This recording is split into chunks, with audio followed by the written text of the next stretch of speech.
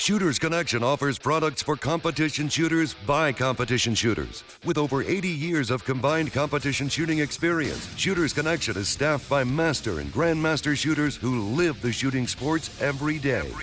We offer same-day shipping. Shooters Connection also sponsors over 100 of your matches every single year. So when it comes to finding everything you need to compete as a beginner or a seasoned grandmaster, Shooters Connection is the only name you need to know. Online at shootersconnectionstore.com. Action. I guess I'm doing the intro. Welcome back. This is the Hip Factor podcast. We have myself, Jeremy. We have first time. Is this first time participant, Bill? Yeah. Mr. Bill Godbold should be Area 4 director. We've got a bunch of losers that did not vote for him, and clearly the evidence and the proof is in the pudding, and that they made a big mistake by not voting for Mr. Bill Godbold. And then we have another new guest who is joining us. Strangely, he's from Ada, Oklahoma. But why don't you introduce yourself? Hey. I'm Jeff. He's trying from Ada. He's trying to sound normal, and Jeff can't breathe out of his nose, which normally he only breathes about his nose about 20%, because he's got just a terrible nose. But now it's completely occluded, and So it's bad because I already have like a pretty nasally voice, right? So this makes it roughly 50 times worse. Yeah. 50 times better is how I view it. Yeah, that's what I meant to say. So, but there are current events in USPSA that, quite frankly, Jeff and I don't love spending a ton of time talking about. But it's just current events that are going on. Is the org an organization anymore? Have they been an organization since like 1985? Because was it all filed correctly? And then what does that mean for anything else going forward, or people that have been banned or anything like that? Is there a class action lawsuit going on? There's all this sort of stuff. And then on top of all that, well, to lay the scene, we've had two presidents who have basically been canned. One was just canned as president entirely because of basically behavior unbecoming of the president. The next one lost his RO certification because of behavior unbecoming of an RO or president. And the person who took his RO certification away. Go ahead, what, Jeff? I was just gonna say it was the Dicks for Deltas thing, right?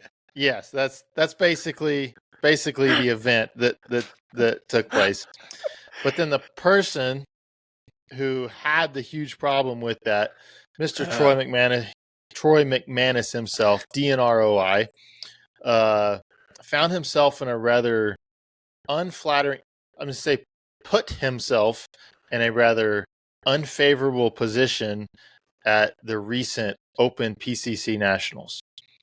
And what happened is this was during staff match. I'm going based off of what I have seen in my understanding of this event. There was a staff match. There was an RO who was shooting the staff match, who was going to RO for the match. He had posted something on his, I believe, Facebook or social media of some kind that Troy did not like. I don't know what it was, but Troy did not like it. And at some point early on in the match, Troy comes running up on it with his golf cart and jumps out and just starts screaming at the guy, telling him he has to take it down right away, and just goes off on the guy. And later comes back 6 hours later, I believe he was told, you need to go apologize to this person because that is not how we should behave. And he goes and apologizes. And Troy, on the DNROI podcast, whatever it is, made an apology, but his apology was simply, if I offended you, I'm sorry. Not that he was actually sorry for that behavior. Yeah. So Classic non-apology apology. Yeah. And the it's not like this doesn't surprise anybody who's been around Troy at all. Like there's absolutely no surprise that he would behave in this way. No. And so I don't know what to tell people other than we're paying him six figures to do a job that doesn't really seem like we need him to be doing that job. And quite frankly, he should just be let go because he's just a jerk. like, like the members are paying his salary. He should treat members well. Like he's being paid very well to do what he does. He should be nice to the people that pay him. And he's not. Right. And he's not good at his job either.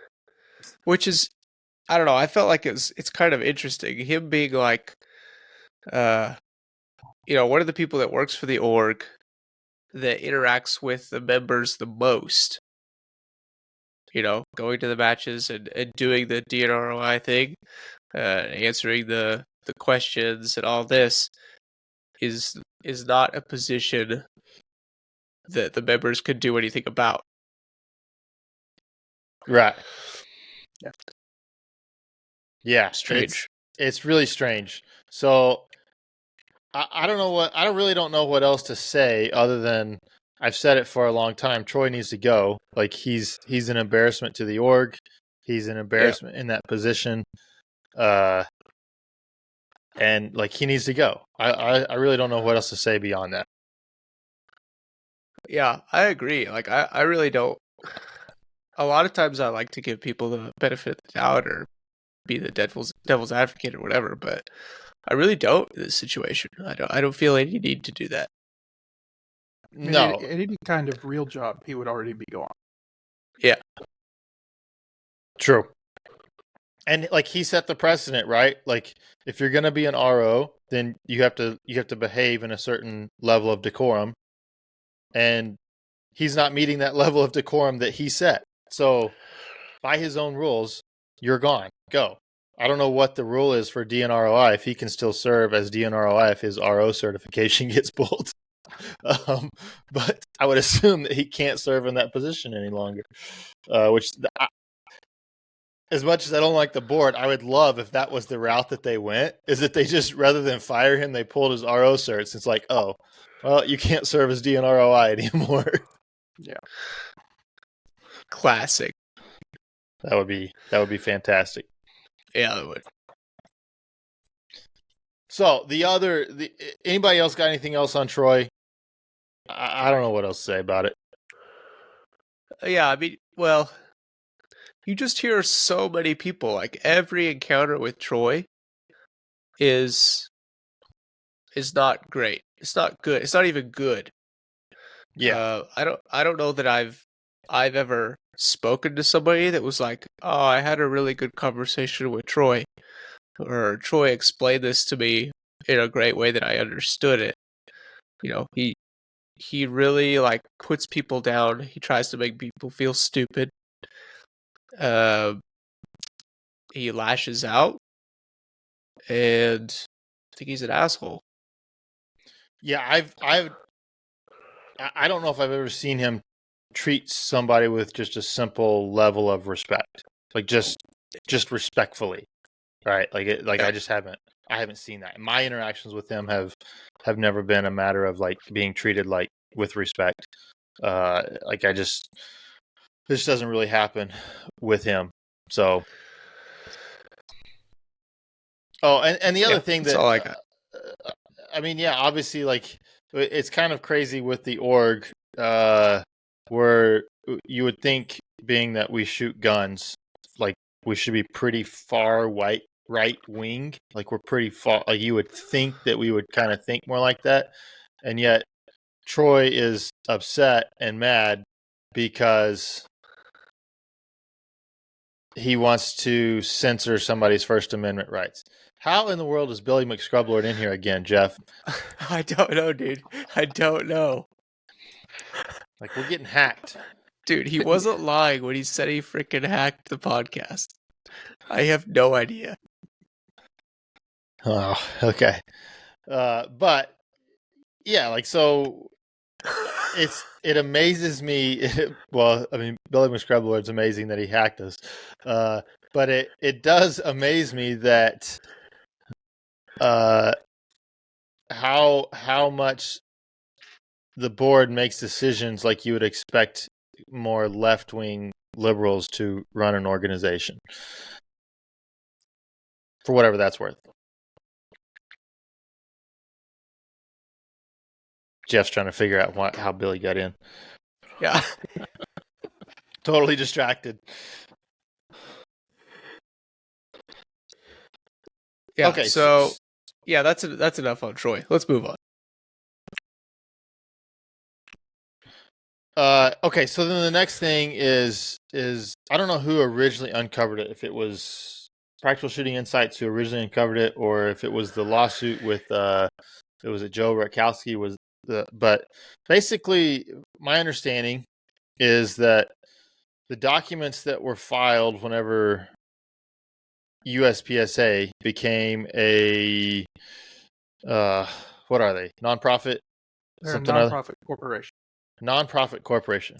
So apparently it wasn't filed correctly, such that basically they've been operating as an entity that really hasn't been an official entity as far as tax is concerned.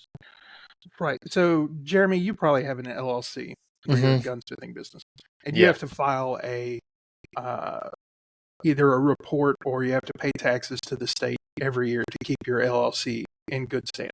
Correct. And what it looks like, or what Joe claims in the lawsuit, is that the USPSA didn't file its annual reports with the state of Delaware because it's a Delaware corporation. Okay. You've got a Texas LLC, so you have to file them with the state of Texas. They didn't file their annual reports that are required for nonprofits, or they didn't pay whatever franchise tax or whatever it is for nonprofits to stay in good standing. And usually those are, $100, $200 a year, something like that. And in the lawsuit, he says that the last time that was done properly was in 2015. And after 3 years of not complying with that, the state of Delaware will void the corporation registration. And wow, you can revive it by filing some paperwork. It looks like within the last week or so, the organization did that. But it also looks like somebody else got the name of the organization, because the new revival has a different name. Previously, it was the actual name of USPSA was the United States Practical Shooting Association / IPSA. Okay. And now it is the United States Practical Shooting Association - International Practical Shooting Confederation. Wow. So, Okay. I mean, so the lawsuit is correct. I mean, Joe is correct that they were not operating they were nothing for the last 5 years. Right. That's how it looks. Yeah. So, okay. So for the last 8. The last 8 years. Because that was the last time they complied. Okay. So from a layman's perspective, from my perspective, is like, okay, a little bit. So what? I mean, there's a filing error which can be fixed, but they were still operating, and we were paying our membership fees, we were paying match fees, and they were running matches. They were running the org, they were. You got your classification, we got your rule book, kind of what you get with membership fees. So really, for the majority of USPSA shooters, it's a little bit kind of no harm, no foul, as far as we've kind of gotten what we've paid for. Right. But the few people who have not gotten what they've paid for, meaning the people who have been banned, and that sort of stuff, they somewhat have a legitimate claim, it sounds like, to hey, these people have stopped me from doing what I want, and yet they don't have any position or authority to stop me from doing it. Right. And that's basically what Joe's claim is in his lawsuit, is that they weren't following the laws of Delaware, that the bylaws that USPSA has weren't enacted in a way consistent with the laws of Delaware. And the Delaware laws say that for a nonprofit corporation, you have to have a member vote on bylaws, or you can have a member vote. I think it's required. I think I saw in the lawsuit that it said it was required to have a member vote. And for as far as Joe says in the lawsuit, that's never happened with any of the sets of bylaws that USPSA has adopted since 1985. And I kind of talked about this some with Ben, like, if they've been operating for almost 40 years, and this didn't come up until now, they will probably get I would think that they would get a pass for probably up until 2015 when they went out of compliance, because 30 years and nobody ever complained. Yeah. But once somebody complains, they have to look at everything. So it really depends. It's the classic lawyer answer to any question. Right. Well, what happens if I do this? Oh, it depends. Yeah. But the joke is, before you go to law school, somebody asks you a legal question, you say, I don't know. After you graduate, you say it depends. It's really the same thing.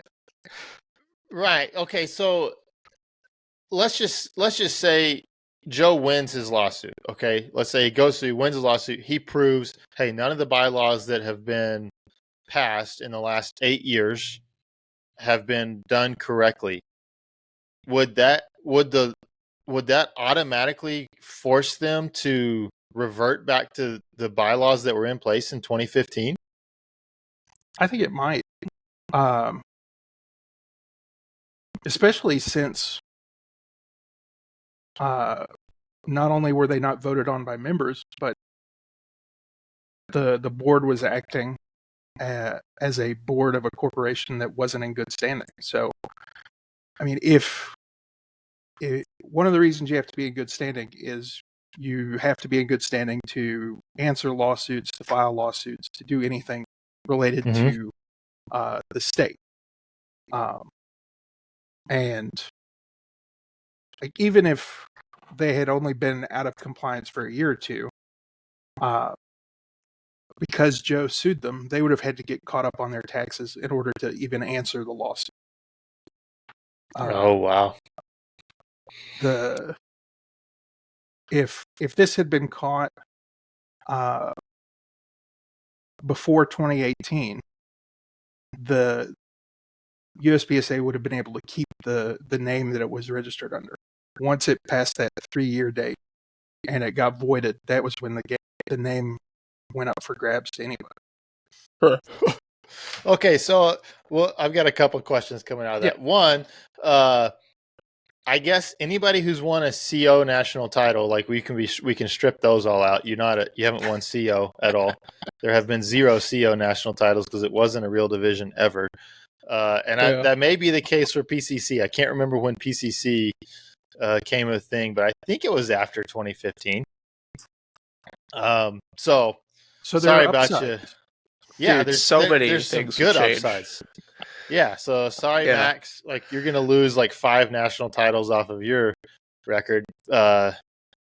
Nils, sorry you lost one. Christian, yeah, cool that you won that match this year, but it didn't really count for anything. Which then you would have a bunch of people wanting to sue for money. Like, hey, wait, I got sponsors involved here. Jeff, well, that sounds also, great. Okay. So they changed a bunch of equipment rules and stuff, right? Yep. Yeah. So pretty much any Oh, probably. I mean, you're making some assumptions, but most people shooting production or single stack, like probably their gear was out of compliance since those changes have occurred. So Yeah, move that could everything have, back behind your hip bones. No magnets. yeah, all that no, stuff. no small part changes. Yeah, Your no Cajun Gunworks hammers. yeah. So No 45 ounce minor guns in single stack. Yep. that's pretty. Yeah, I wonder what. I don't Oh, know. it would be mass chaos, right? Because then everybody Yeah. like everybody be trying to get their guns in compliance, and then is the board like how quickly can the board rechange the bylaws again, or get a member vote, an approved member vote? Will the members actually approve all of the previous bylaw changes? I Are surely they hope not. organized? Are they organized enough to have like left a trail for themselves to show all the changes they've made every year? Or are they gonna have to recreate the wheel for the changes over the last so many years?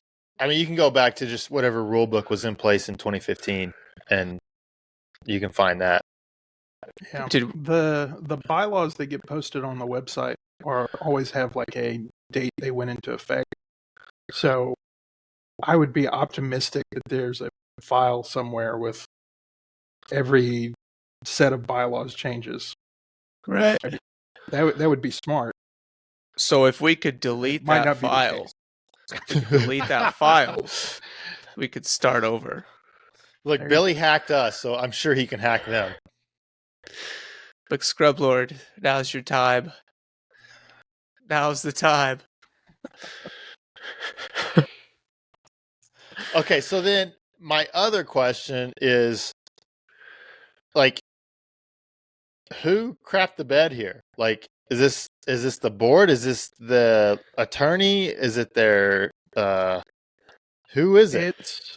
I think I was talking to Austin, and his thinking was that because it was around 2015, 2016 when, as I understand it, I wasn't a member then. I wasn't shooting. That the organization went from having a executive director to having a president who did everything. Mm-hmm. And his thinking, which makes sense, is that this was one of the duties of the executive director to take care of this stuff. And then when they eliminated that position, they either didn't know or it got lost in the shuffle, and nobody picked up after that change. Classic. That's like classic workplace shenanigans. Which is understandable, but it also doesn't really make sense, because if you don't pay your taxes or do your reporting with the state, they send you something to say, hey, right. Well, wouldn't an accountant have picked this up? Like, hey, like, you're supposed to do this?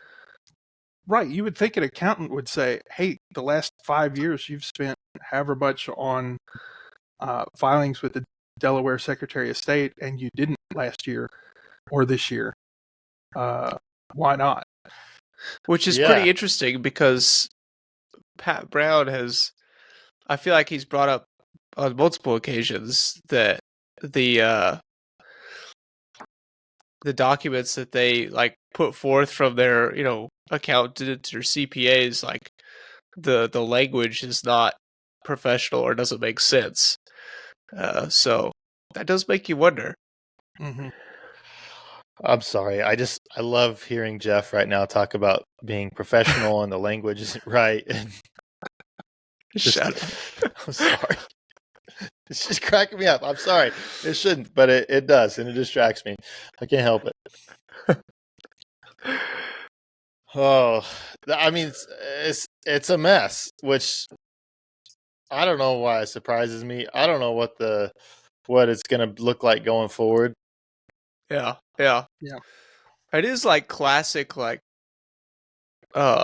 workplace shenanigans, drop the ball stuff, though. It's like you fire somebody, and then nobody knows what they did. Yeah, exactly. Everybody's trying to figure out what that guy did, and they're like, "Oh wait, shit, he did that. Oh, I don't know how to do that." Yeah, exactly. Yeah. Oh, but apparently, whoever they put in the new ED position or managing director, whatever they're calling them now, they didn't know about it either because they didn't catch it either. So they didn't exactly Right. hire somebody that was I mean, competent. the new managing director started beginning of 22, beginning of, I think. Yeah, I think so. And so it wasn't done last year. Yeah. Either. Yeah. Yeah, and I'm pretty sure they had an independent audit done here in the last year. At least they said they did. So I would think even if their accountant didn't catch it, surely if they had a legit audit done and they paid attention to that audit, they would have got it.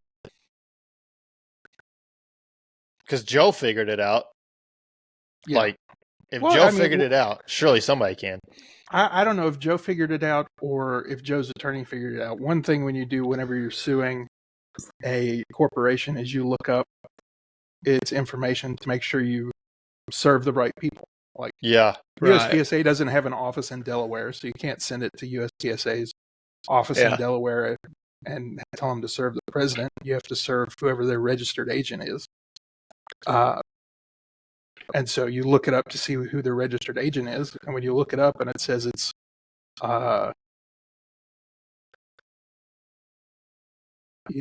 once you look it up, you see information that makes you want to say, in Delaware anyway. In Arkansas, this stuff is you don't have to pay for it, but in Delaware, if you want to get the detailed information, you got to pay $20 or so. So if you're going to sue them, you're going to pay $20 to see what's going on. So is Joe suing for punitive damages? I think he might be. Give me a second. I have the lawsuit here open. He wanted compensatory damages, attorney's fees, punitive damages, interest, costs, etc. So what would all that amount to the org having to pay him, or say he won everything, he was right, he wins everything he wants? If he's right and he wins everything, I mean, he's going to have to prove that he suffered however much in damages he suffered. Mm-hmm. He's asking for at least $25,000. Punitive damages, if they're awarded, are usually, depending on the situation, they could be just an extra flat amount, or they could be double or triple. Where would that come from? Depending on how the judgment shook out, it could be just USPSA, it could be USPSA and all of the named board members, and he would be able to go after any of them for the full amount. And then, if he goes after USPSA for the full amount, USPSA would probably have to go after the other defendants to get reimbursed for their share, which is also a conflict of interest, because now you've got several named board members who are in charge of USPSA who are also defendants. And they would rather, if I were getting sued along with a corporation I own, and if it's a for-profit corporation and I'm the sole owner, then it doesn't really matter to me who pays the damages. It's coming from me either way. Yeah. If you have, if you're managing this corporation for other people and you're sued, then you have a duty as the director of the corporation to try to get those whatever you can back to the corporation. Like, you don't want the corporation to foot the bill for all these individual defendants. So, and I assume this will be people who are board members when this will go back, people who are board members when Joe was terminated. Right. Current, like Scott Arnberg wasn't on the board when that decision was made, right? So would he still Right. he's not He- listed as a defendant, is he? No, he listed Sherwin, Bruce Gary, Leighton, Kevin Collins, Chad, Rick Steele, Bruce Wells, Lee Cabana, and Ted Murphy as Okay. defendants. Okay. Wow, that's so I don't know, it's strange. I mean it'll be fascinating to see how it plays out. Do you think there's any chance they would just settle out of court? Or you think this will go to a judge? I mean, the smart thing to do would be to settle it out of court. It's always better if you can to try to settle it. I say always. It's almost always better to try to settle it out of court Mhm. because then you have some degree of control over what is going to happen. Yeah. If it goes in front of a judge, the judge decides what's going to happen. Or if there's a jury, the jury decides what's going to happen. You just have to take whatever they hand down. If you settle it, you can. You save money on attorney fees because you're not going to trial. You save money Right. on all the costs. I mean, there are going to be depositions. I'm sure there are going to be depositions. Depositions in something like this. You'd be like deposing Leighton, and that's an 8-hour day. And then you depose Kevin Collins. That's another 8-hour day. Holy And, cow. And what's an attorney's hourly rate for something like that, roughly? when I charge hourly, I charge $250 an hour. Okay. Man, I should have been an attorney. Dadgummit. I like to argue. Probably not smart enough, though. I've met some attorneys that are. It's worrying that they got licensed. That's what she'd be saying if I was an attorney and you met me as an attorney. You're like, yep, I guess some passed through. Oh, what do you think? I mean, like this is probably you probably can't even speculate. What do you think Joe is paying in attorney fees just to like get all this? I mean, obviously, if he wins, his attorney fees are the org's gonna pay his attorney fees, right? Right. But Well, he's asking for them. The judge can always say, no, you don't get your attorney fee. yeah, what do you think attorney fees for something like this would run? Oh man, if it went all the way to trial, I could see Joe easily spending $20,000 or $30,000 on attorney fees. Wow. Just with all the depositions, reviewing all of the discovery.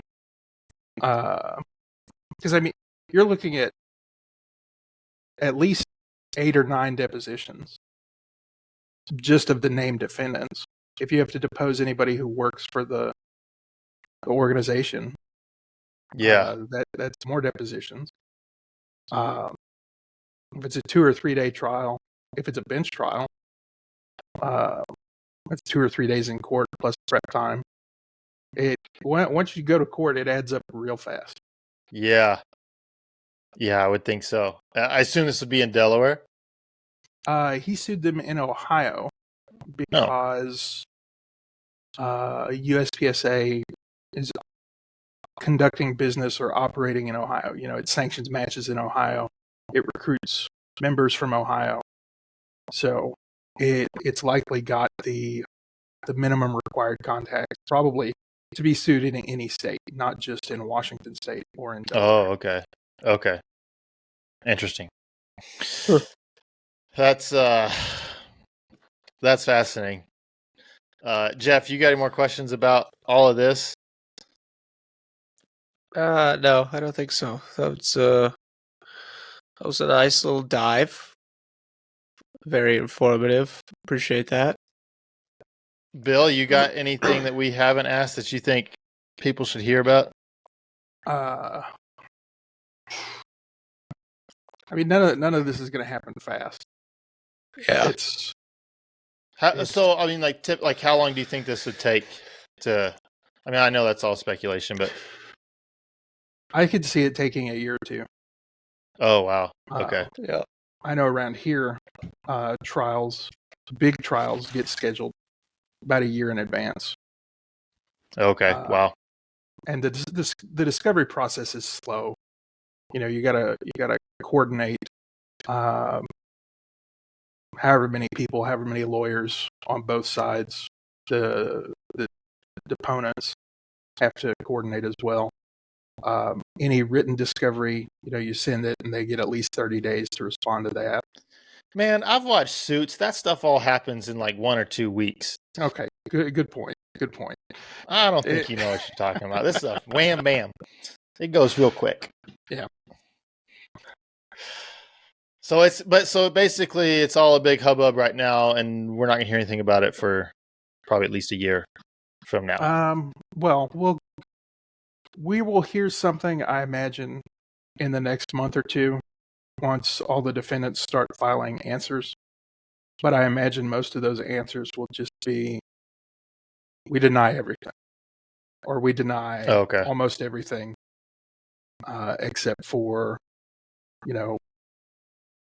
Chad might say, I deny everything, but yes, I am a resident of whatever county in Oklahoma. Oh, okay. Yeah. Wow. Crazy time in this sport. Crazy time. So it is back to Iron Sight Nationals then. Limited Optics is not a division or even a provisional division. So that's a good point. We can just change it back to Iron Sight. Yep. Might as well. Boys, bring out your single stacks for Nationals.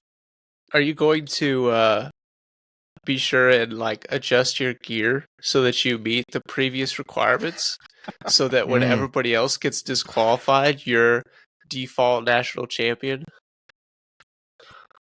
I think all my stuff is still compliant. Oh, you don't have a magnet? Are you using a dropped offset holster? No, I didn't change my holster. Okay. So I think that's so. I'm not sure if Henning's the Henning magnet pouch is. I don't know if that would have been compliant before the rule change or not. That's a good question. I want to say magnets just got added to production, single stack, and carry optics. Yeah, they definitely were within added. the last couple of years. Yeah, and I don't know what the what level of retention, if it had to be completely enclosed all the way around in the past. I just don't remember what that was for the Kydex for that retention, what it had to be. Because the Henning one is a little bit different than just a round magnet, right? It retains it and holds it in a specific place. It probably is not, but I'll probably leave it on just because everything else is, I think, compliant. You get bumped to open like everybody else at that match. Yeah, that would be hilarious. Everybody, yep, you're all bumped to open. Sorry, be great. I'd be down for that. Yeah. All right, Jeff. Do we have questions this week? We have some questions, yes.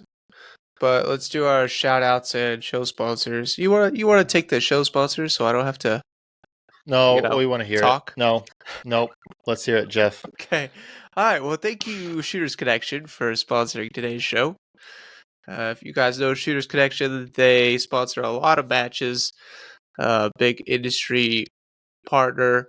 You see them at a lot of matches. They got everything you need on their online store for shooting, as far as training goes, equipment, holsters, mag pouches, gun parts, guns, everything you need from Shooters Connection. They're shipping nice and quick, same day shipping, and they're run by competitive shooters, people that know the industry. So support Shooters Connection.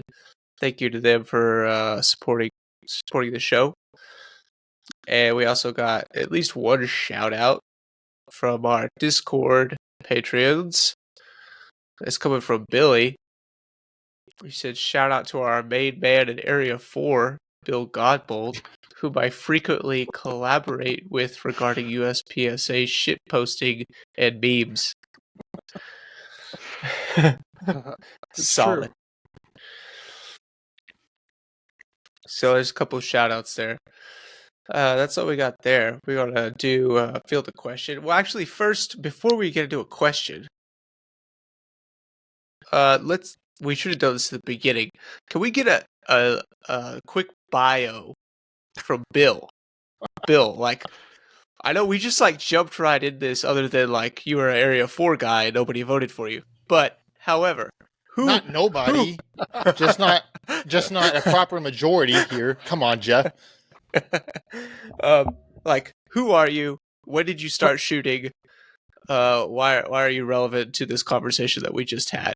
So kind of like start from the beginning, before law school, all that. Well, I originally went to school for engineering, and I ended up not liking it. I took some classes in writing and ended up going to law school to try to get paid for that. I've pretty much done bankruptcy and debtor-creditor law the entire time I've been practicing. I'm licensed here in Arkansas. I got into shooting in at the end of 2018. Mainly shoot production. I've shot a little bit of Chaotix and Limited, but I still like production the best. So we'll see how much the board screws it up, whether they make it 15 rounds or leave it at 10. Right. I like 10 rounds. 15 would be okay, but it's fixing a stage problem with a rule change, which is not the best way to do it. So,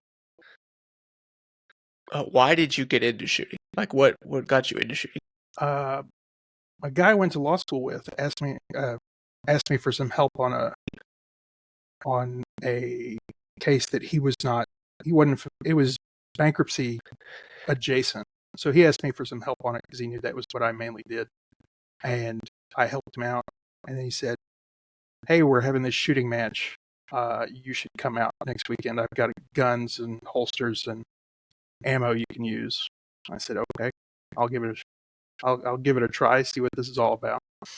And I had a great time, and I've been shooting it pretty much ever since. Nice. Awesome. And like, what's your level of involvement in the sport? Like, what's your level of effort? Enjoyment? My level of effort is fairly low at the moment. I'm B class in production. Okay. I do my daily dry fire like once a month, whether I need to or not. Solid. So, I should do more dry fire. I'm just lazy. So it's a never ending battle to work on stuff that you want to work on, and well, we have a when I do dry fire, I see results. So it's like, this is what I need to do to get better. Yeah. And then I just don't do it. It's a common refrain, I think. Gotcha. Well, okay, so I have a kind of a question on that, but do you enjoy the sport at your current level of participation? Yeah, I have a good time. There's a certain point, it's like, well, if you're enjoying the sport at the current level of participation, it's almost like, I mean, I could dry fire a lot, but I'm already enjoying it and having fun what I'm doing. So why, if dry fire doesn't seem fun enough for me to want to just do it, I'll just keep enjoying it at the level I'm at, and I'll keep making some awesome memes all the time. And yeah. I don't know. I think that's a great, that's a great place to be in the sport. Yeah, I mean, you make the sport what you want it to be. If you did want to join the Hit Factor Wake Up Call list, I could have Jeremy give you a call. Okay. At, 5 a.m, and he could get you up and yell at you, get you ready to do some dry fire. Which level of Patreon subscription is this? Yeah, to be determined. That'll be Patreon probably 4 or 5. Okay. That's going to be very expensive, though. Yeah. But we can do it. I think of shooting as kind of like golf with handguns. Yeah. Yeah. I mean, because you got people who play golf, twice a year. You've got people who play golf every day, and they're working to improve as much as they can. You've got people who play golf once a week. They have a regular game on Saturday with their buddies. Mm-hmm. The level of involvement you can have in shooting, I think, is very similar to golf. Yeah, I agree. Yeah. No, that's awesome. Jay Headland says, "Shout out to my hands. They hurt." I think he was working on a gun today, doing some bunch of filing, fitting. If your hands hurt, John, Shaping. like you need to work on how you hold the file because it shouldn't hurt you. Oh, you have like a finesse? Like you can't even feel the file? It's just, I mean, It just it's like not glides. that you can't. It's not that you can't feel it, but like you should be putting your body in a position such that it won't hurt you to run a file. Oh, really? Yeah, It's a skill issue. yeah, It's a Is what skill. Jeremy's saying. Obviously, it's a skill issue. Yeah. skill Shit. issue. And Bill says, "Quit playing Starfield and Dry Fire, Bill." Gotta get good.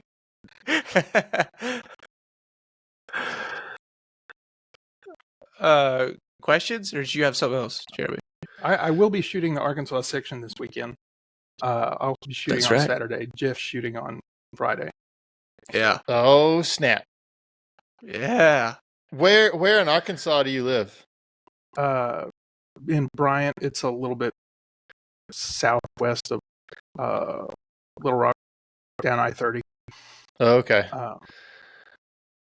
And the range, Casa, where the match is going to be at, is west of Little Rock.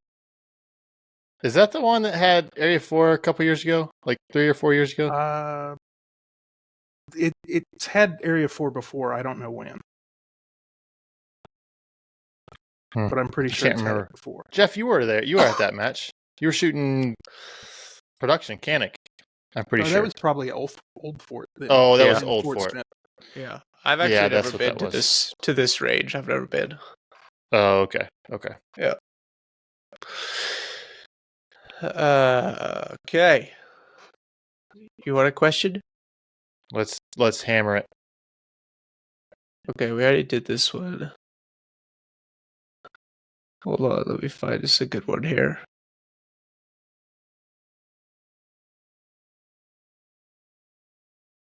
Okay, this one's about some target focus with irons. This would be a good one because Bill shoots irons, right? For the most part. For the most part, yeah. All right. Okay, question. Been shooting production optics for a while, but decided to shoot a few matches in Classic again. So I guess this is a IPSC guy. Here's the problem. I find it so difficult to be target focused with irons, and honestly, shooting with both eyes open and being front sight focused is already a massive challenge. But seriously, if you have a target with a no-shoot covering most of the A zone at, let's say, 15 yards, are you still target focused? Or will then you do a sneaky little winky wink and shoot it front sight focused? Alright. Jeremy. Well, I'm not like a target focused shooter, so this is how I explain my like focus, my vision is that basically the eyes are going back and like I'm not staying at a front sight focal plane all the time when I'm going throughout a stage. Like there is a eyes going back and forth. How I explain it is the more difficult, like the easier the target, the more your eyes stay on target, and the more difficult the target, the more your eyes are coming back to your front sight. Like you're spending more time bringing your eyes back to the front sight. Whereas if it's a 50-yard target, then yeah, you're going to have to be I'm going to be pretty hard front sight focused because I want to make sure that my relationship's exactly correct there. So I don't know if that's a good explanation for them, because target focus just doesn't work great for me. So I use front sight focus, and I don't think that hinders me. Honestly, I don't think it is a hindrance to me at all. I could be wrong, but I don't feel that it is. So Gotcha. Bill, what's your take? I mean, I try to be target focused, and I often get pulled into the front sight. Yeah. I took a class from Ben earlier in the year, and he took a Sharpie to the top of my fiber objects to darken them up, and that made it a little bit easier for me not to get sucked into the front sight, because the fiber's not as bright. Yeah. Yeah. But I mean, that's really my only thought. I don't. It seems like I shoot better when I stay target focused, but I can't do it all the time. Gotcha. At all. Like, what's your eye dominance, Bill? right eye dominant, and I'm right. So you shoot right eye, so both eyes open. Yeah. Right eye dominant. You're good to go. Yeah. Nice. Makes it easy. see, that's so funny, because I want to be more front sight focused, but that's what I'm trying to do. But my body wants to be target focused because I'm left eye dominant. It's like I have to make myself come back, like make sure that I'm looking for that front sight. So that's kind of fascinating that our bodies are doing the different things. Left-handed. I mean, yeah, they shoot wrong-handed. So you ahead. shoot? Do you shoot right-eyed? Yeah, I use my right eye. Do you close your left eye? No, you can train it. Like I'm still So left eye. confused. Jeremy's still- too stubborn to shoot left eye dominant. I'm still left eye dominant, but you can train your body which eye it sees out of. So you're training your dominance. Does it ever switch in the middle of a stage? I've never noticed it like that. Like, so if it becomes a problem at all, sometimes you can just simply squint just a little bit. There's that old trick where you'd put tape on just Scotch tape, right, over your lens, and that'll make you see out of your right eye, or whichever eye you want to see out of. I'm actually kind of surprised at all these people. Bill, have you ever tried to put tape over your right lens to force yourself to use your left eye? No. I'm wondering Not what at that all. would do for you target focused people. If that would help you be more target focused. I don't know. The original dot occlusion was just putting tape on your glasses, not on the red dot. Yeah. Yeah. That sounds like crazy talk, Jeremy. That I'm left eye dominant, but I aim with my right eye. That you can say you're left eye dominant, but you shoot both eyes open and shoot with your right eye. Like, that doesn't even make sense to me. You can It's a train. skill issue. Yeah. You can train your body to do what you tell your body to do. Like, you don't have to just be a slave to whatever your body says it wants to do. So then you essentially just have selective dominance. You get to pick your dominance. I don't know if that's like I don't necessarily know. I can't just like sit there with a gun in front of me and just go, oh, left eye, oh, right eye, oh, left eye. I can't just do that. But like I have trained long enough that my body, whenever I aim, like it lines up with my right eye. Hey, okay. So you just got your index so that you index it in front of your right eye. Yeah. I don't know what to tell you, Jeff. But I don't know what to tell you. I don't even know if you understand what dominance is. I don't think you understand what dominance is. But this doesn't make any sense. All I know is I'm stronger than my eyes' perception. So you can be weaker than your eyes if you want to, but one of us is going to be stronger. We're going to overcome it. You just have to decide who's going to be in charge, you or your Exactly. eyes. That's right. That's right. Is this why you hate left-handed people so much? You're just like, you weak They're just little weak. bitch. Why don't you just choose to be right-handed? You dumbass. I mean, look, if my kid was left-handed, he's not, but if he was left-handed, I would make him shoot right-handed, even if he was left-handed. Jesus. It's like, why would you fight it? Like all this ambi safeties and all that sort of stuff, just shoot freaking right-handed. I would 100% do that. Okay. He's right-handed, so that's not an issue. I was actually kind of out hoping right-handed. he did. I was hoping he was going to be more ambidextrous. Quite frankly, that's what I was hoping. But he very much came out and does everything with his right hand. So he's pretty right hand dominant. Like, Jeff, I don't know what to tell you other than like you should just pay attention more, because this is not like your mind is being blown right now, but this is not like a weird or strange thing. I don't feel like this. Oh, is yes, it somewhat of is. Oh, No. it 100% is. Dude, I've talked to so many people in shooting, and everybody is like, struggles like with their dominance or has a particular issue, like they're left-handed, right eye dominant, left-handed, don't have a dominance, so they have to figure out how to work with that. But nobody has said, "Oh yeah, I'm left eye dominant, but I just shoot with my right eye and keep both eyes open. It's just not a problem." Nobody has said that. I don't know what to tell you. Okay, whatever. I'm gonna answer this question now. Okay, please do. Okay. Well, first thing I would say is like, don't get super caught up in being target focused. I would say like the more important thing is trying to figure out what you can do the fastest.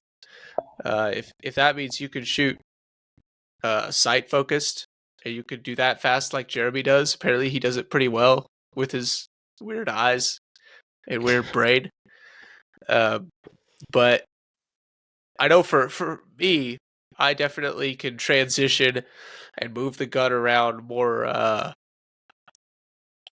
accurately, like moving it more specifically if I'm target focused. So that works better for me. But yeah, then on those long shots, a lot of times I will need to go to a sight focus, but I have to kind of be careful with it too, because if I go sight focus too early, then it's almost like I can't get the gun to settle where I want it to. So I think there's sort of a mix there where you're like, you really got to focus on where you want that gun to go, focusing on that target, but then like adjusting your focal depth to where you can break that shot the most accurately. But I don't know if any of that's super helpful, but I feel like you said the same thing I said, in that like there's a certain amount of time that you're waiting for that front sight to come more in focus, to come harder in focus, and depending on how difficult that shot is, if the shot's only a medium difficulty, that front sight may only get halfway in focus before you're like, okay, that's good enough, and you start shooting. Or it's a headshot, and you're going to wait until that front sight comes in entirely in focus so that you know that everything's lined up perfectly before you can break the shot. Yeah, and this is where you'll kind of get into the nuances of the word focus, because is focus what your focal focus is on, or is focus what your brain is focused on? Right. Because, I could be focused on this lamppost, but I'm thinking about something in my blurry that's in my peripheral over here. So there's also that aspect of it. It's like I'm focally focused here, but I'm mentally focused on this blurry sight that's coming in over here. Yeah, I actually think that's a huge part of it, because I think most of it's even whatever you think about what I'm doing with my eyes being weird. Like most of us, our eyes are gonna kind of look towards whatever we are mentally focusing on. Like it's gonna be really hard for us to distinguish. It's gonna be really hard for us to. I'm gonna think about the center of the target, but I'm gonna look hard at the front sight. I think that's gonna be really hard. So I think that's why people find a lot of success with target focus, is because they're thinking about the middle of the target and they're looking at the middle of the target. So they're like those two things are both in concert. So that's the challenge if you're going to be front sight focused, is finding it. That's my challenge with being front sight focused, is sometimes I will find my sight picture is perfect, but it's not actually centered on the target. Like that's where it's actually steel is where that is the biggest struggle for me, is that my sights I'll have a good sight picture, but it's just not in the middle of the piece of steel. Gotcha. And so that's an interesting thought process. And I question somewhat when people say I'm all target focused or I'm all front sight focused. I actually really question, like, if you could know what their eyes are actually focused on, like what focal plane they're actually at, it would be really fascinating to see how accurate they are, or if it's really just a mental switch in what they're thinking about, how they're thinking about aiming. I Yeah. think, Ben Barry, in an episode of his podcast earlier this year, he talks about the Eric Godbold class he took, and he asked Eric whether he was target focused on everything or front sight focused or what. And I think Eric said that he switches back and forth, and he'll sometimes close one eye. And so Yep. it's like Jeff said, whatever is fastest that gets you the best hits is. I mean, if it's stupid and it works, it's not stupid. So Right. do whatever gets you the best results, I guess. I'm not going to tell Eric he's wrong. No, I wouldn't either. And I think I do think that's kind of an interesting thing you said, Bill, is that it seems like people really want to get married to a specific school of thought. Like they want to marry themselves of, I am target focused all the time. And like they're feel like they have to marry themselves and devote themselves to that train of thought. Or I am front sight focused. Either one. Target focus seems to be the flavor currently. Like I don't know that you need to be like married to that specific train of thought, and I'm just trying to do that 100% of the time. Yeah, and I actually have a pretty strong opinion on that idea. You do?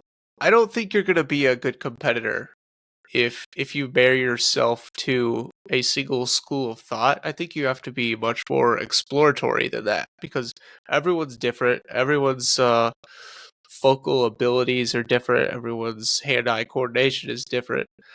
I think you really need to do a lot more exploring, and you need to figure out what works for your body and for your mind and the way it works. So I think you need to be a lot more exploratory and curious on what you're capable of, rather than getting married to an idea of this is how you do it. You are the one person that specific school of thought is going to be like the ticket for, but chances are it's going to work pretty good because whoever's teaching it is probably pretty good at shooting. But I don't think getting married to a school of thought is going to take you to your full potential. Yeah. If you want to get good, then kind of submit and follow a school of thinking.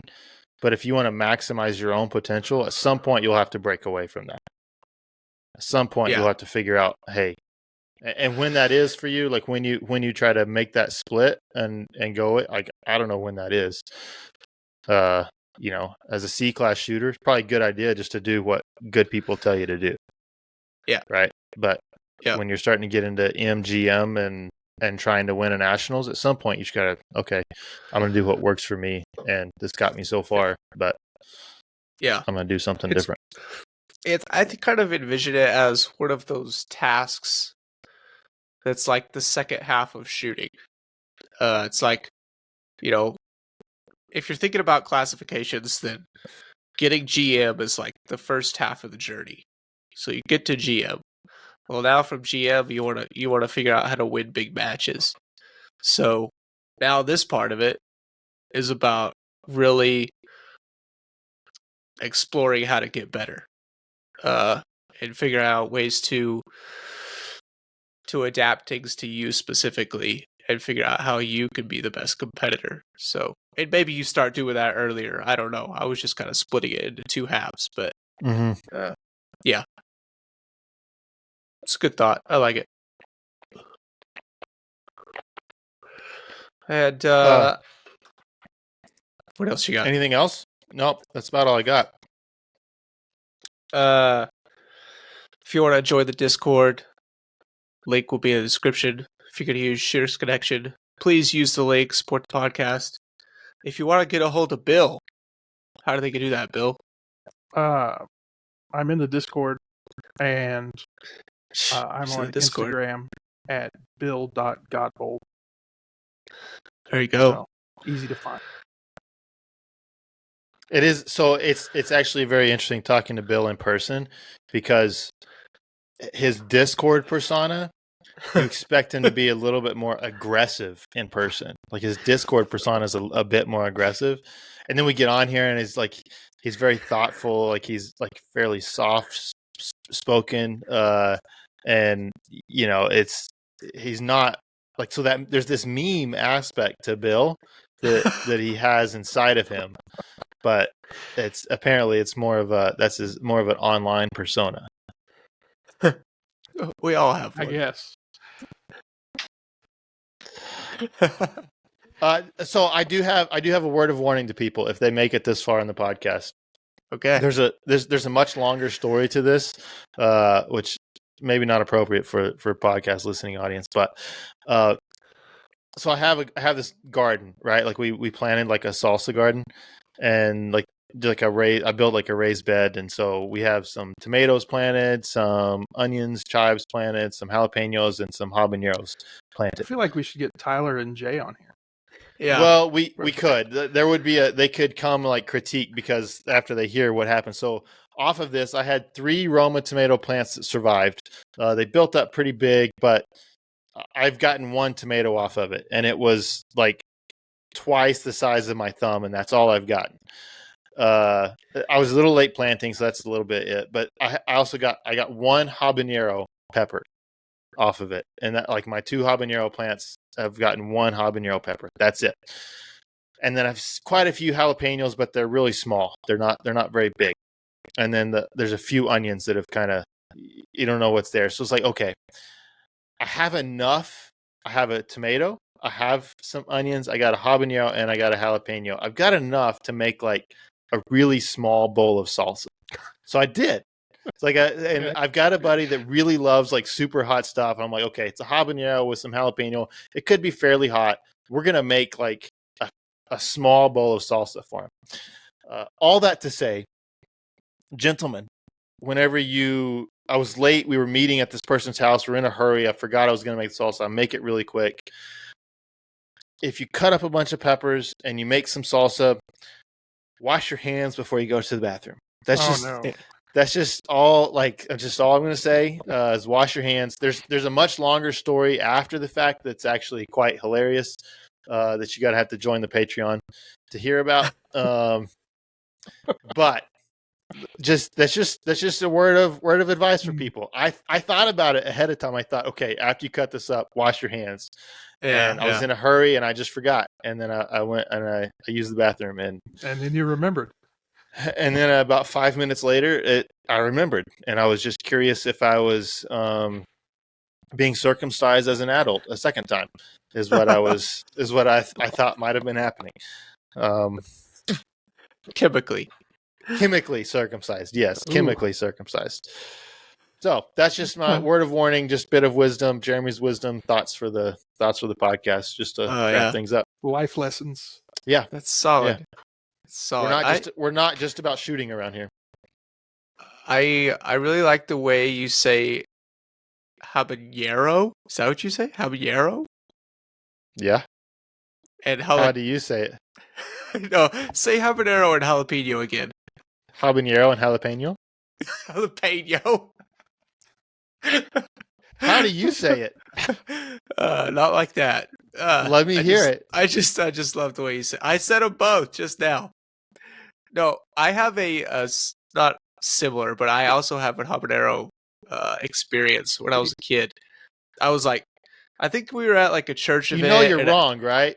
He's not doing the N with the whatever it is. Yeah, on you top. know you're wrong, right? Like it's not habanero. That's how I say it.